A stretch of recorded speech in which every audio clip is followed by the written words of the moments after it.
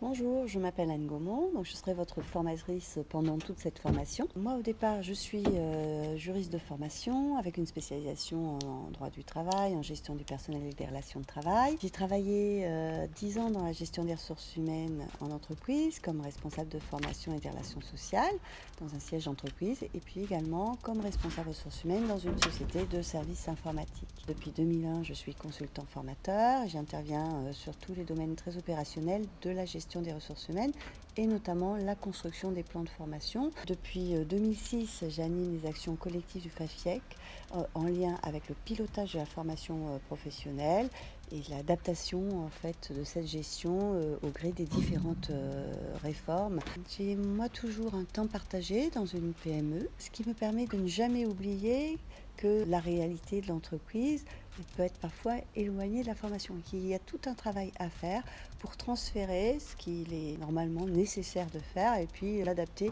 à son environnement, son contexte professionnel. Bonjour, je m'appelle Hubert Vaudot, je serai donc votre référent technique pendant la durée de la formation. Je m'assurerai que tout fonctionne, que vous pouvez vous connecter correctement et je surveillerai aussi toutes les interactions pendant la formation. Je suis fondateur aujourd'hui d'une société qui s'appelle Candide, qui intervient dans le domaine de la formation, sur tout ce qui concerne le numérique et le digital, la gestion de projets, les méthodes agiles, les stratégies digitales. J'ai un parcours dans le numérique assez classique entre guillemets. J'ai une formation de développeur, j'ai passé donc toutes les étapes développeur, chef de projet, responsable informatique et directeur des systèmes d'information. J'ai toujours été intéressé par tout ce qui est innovation, donc je participe à des choses type hackathon, des startup week-end, des choses comme ça. Je suis d'ailleurs fondateur d'une startup, ce qui permet de voir justement tout ce qu'on enseigne et de le mettre en application en termes de transmission de savoir. Moi, je suis plutôt intéressé par des pédagogies comme ça qui permettent pas forcément d'être théorique, mais plutôt de donner une vraie transmission et des outils applicables quand on rentre au bureau. Je suis très intéressé par ces expériences de travail collaboratif et d'animation des groupes.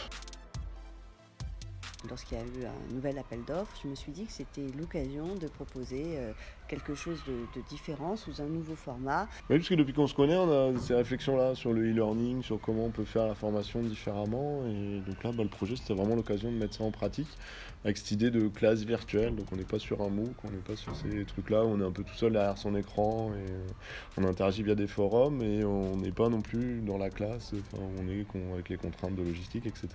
Donc là, on pouvait faire quelque chose entre les deux et on trouvait ça super à mettre en place.